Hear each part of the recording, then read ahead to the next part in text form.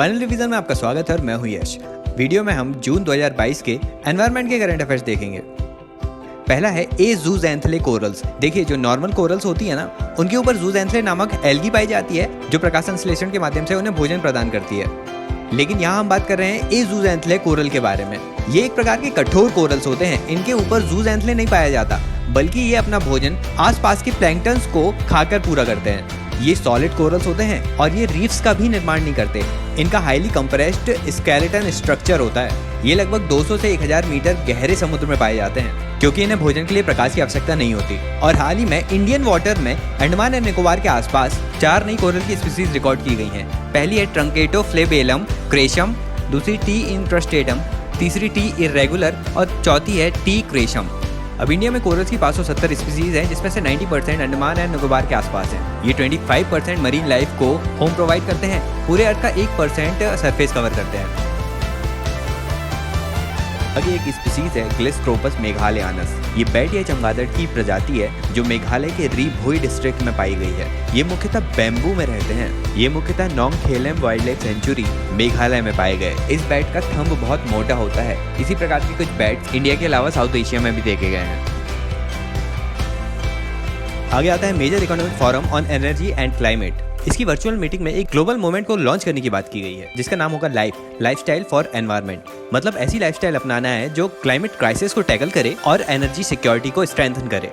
अब ये जो MEF या major economic forum on energy and climate है, इसे 2009 में US प्रेसिडेंट बराक ओबामा के टाइम लॉन्च किया गया था। अब MEF के चलते इंडिया ने कौन कौन से कदम उठाए हैं? तो इंडिया में नॉन फॉसिल फ्यूल से 159 गीगावाट इलेक्ट्रिसिटी जनरेशन की कैपेसिटी बिल्ड हो चुकी है। पिछले 7.5 सालों में सोलर एनर्जी की कैपेसिटी 18 गुनी बढ़ गई है। फिर इंडिया ने पंचामृत गोल भी स्टैब्लिश किए हैं, जो वर्ल्ड का सबसे बड़ा क्लीन एनर्जी डेवलपमेंट प्लान है। पंचामृत गोल में 2030 तक हमें 5 काम करने हैं। पहला, नॉन फॉसिल फ्यूल से इलेक्ट्रिसिटी जनरेशन 500 गीगावाट तक करना है। दूसरा, रिन्यूएबल एनर्जी से 50% एनर्जी रिक्वायरमेंट को फुलफिल करना है। वर्तमान के कंपैरिजन में 2030 तक प्रोजेक्टेड कार्बन एमिशन को 1 बिलियन टन तक कम करना है। फोर्थ है कि इकोनॉमी में कार्बन की इंटेंसिटी 45% तक कम करनी है। और लास्ट है 2030 तक इंडिया को कार्बन न्यूट्रल बनाना है नेट जीरो एमिशन के साथ। आगे जानते हैं अटलांटिफिकेशन के बारे में। ये फिनोमिना मुख्यतः बेरेंट सी के आसपास देखने मिल रहा है। इसमें क्या हो रहा है कि आर्कटिक ओशियन के पास का जो रीजन है, वो अटलांटिफिकेशन के कारण जिस दर से बर्फ पिघल रही है, उसके 7 गुना ज्यादा तेजी से पिघल रहा है। देखिए इसमें होता क्या है, आर्कटिक ओशियन के क्षेत्र में ऊपर बर्फ जमी होती है और उसके नीचे का पानी ठंडा होता है, लेकिन उसी के समीप मौजूद है अटलांटिक ओशियन। अटलांटिक ओशियन का पानी गर्म है और खारा भी है। इसी कारण ये आर्कटिक ओशियन के पानी के नीचे पहुंच जाता है। अब इस वजह से ये होता है कि आर्कटिक ओशियन में पहले तो ग्लोबल वार्मिंग के कारण बर्फ पिघल रही है, वहीं ये नीचे उपस्थित अटलांटिक ओशियन का गर्म पानी भी बर्फ को पिघलाने में और सहायता करता है। इसी फिनोमिना को कहते हैं अटलांटिफिकेशन। आगे है एक टॉर्टोइस, जिसका नाम है क्लेनोइडस फैंटास्टिकस। ये giant tortoise Galapagos group of island के फर्नैंडिला आइलैंड में पाया जाता है। गालापैगोस आइलैंड साउथ अमेरिका में इक्वाडोर के पास स्थित है। अब ये जो जाइंट टॉर्टोइस है ना, ये एक्सटिंक्ट हो गया था, लेकिन 2019 में फिर से खोजा गया है। IUCN की क्रिटिकली एंडेंजर्ड लिस्ट में है। अगला आर्टिकल है कार्बन बॉम्ब के बारे में। कार्बन बॉम्ब ऐसे ऑयल और गैस प्रोजेक्ट्स होते हैं जो अपने पूरे लाइफ टाइम में कम से कम 1 बिलियन टन का कार्बन डाइऑक्साइड एमिट करने वाले हैं। ऐसे लगभग 195 प्रोजेक्ट्स US, रसिया, वेस्टर्न एशिया, ऑस्ट्रेलिया और इंडिया में देखे गए हैं। एनवायरमेंटलिस्ट इन सभी को बंद करने की बात कर रहे हैं। अगली न्यूज है इको सेंसिटिव जोन के बारे में। हाल ही में सुप्रीम कोर्ट ने कहा है कि नेशनल पार्क और वाइल्ड लाइफ सेंचुरी जैसे प्रोटेक्टेड एरिया के आसपास का मिनिमम 1 किलोमीटर का एरिया इको सेंसिटिव जोन होगा।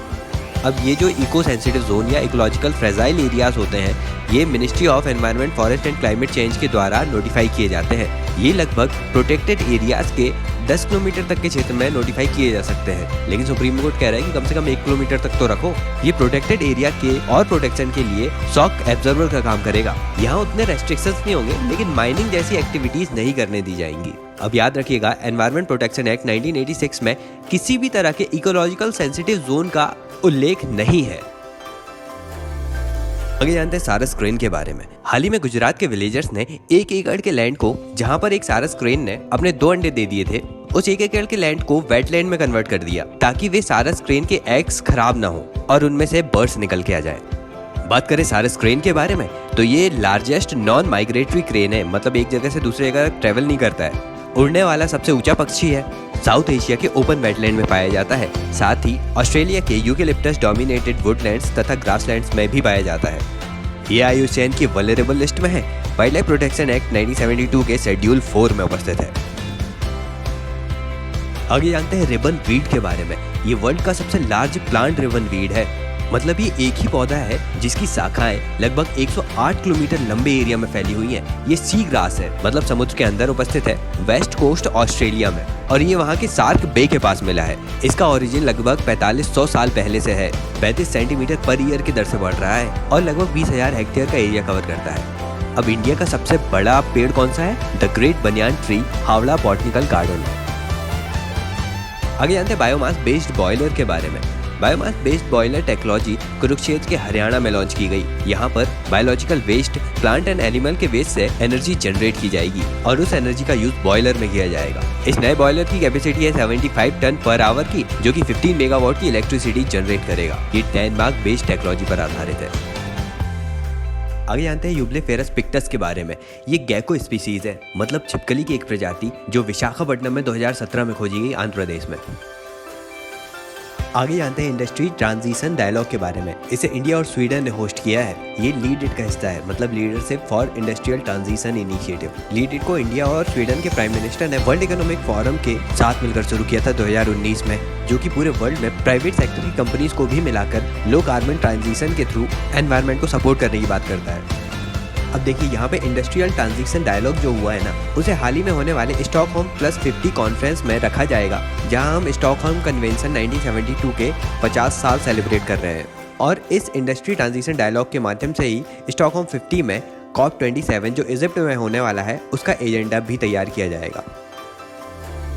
आगे जानते हैं जायंट स्टिंगरे के बारे में। ये स्टिंगरे मिली है मेकोंग रिवर में, कंबोडिया में। इसे खोजा गया है वंडर ऑफ मेकोंग प्रोजेक्ट के अंतर्गत, जो कंबोडिया और US का रिसर्च प्रोजेक्ट है। अब जो स्टिंगरेस होती हैं वो लार्ज रिवर्स और estuaries of Borneo and South East Asia में पाए जाते हैं। इनके कांटे लगभग 1 फुट तक के होते हैं और जो बहुत जहरीले होते हैं, लेकिन इंसानों के लिए उतने जहरीले नहीं है। सोर्स ऑफ प्रोटीन के रूप में इसे देखा जाता है। इसके माइग्रेशन पैटर्न की अभी जानकारी नहीं मिली है। बात करें मेकोंग रिवर की, तो ये एक ट्रांस बाउंड्री रिवर है जो ईस्ट एशिया से साउथ ईस्ट एशिया तक फ्लो होती है। It is the longest river in south East Asia. तो एनवायरनमेंट के लेक्चर में इस मंथ इतना ही। एक चीज़ और याद रखिएगा, मैनार वेटलैंड है राजस्थान में। अब ये लेक्चर अच्छा लगा हो तो लाइक कर दीजिए, ज़्यादा से ज़्यादा शेयर भी कीजिएगा। पहली बार चैनल पर आ रहे हो तो सब्सक्राइब कर लो, बहुत कुछ आना बाकी है अभी। Thank you so much for listening.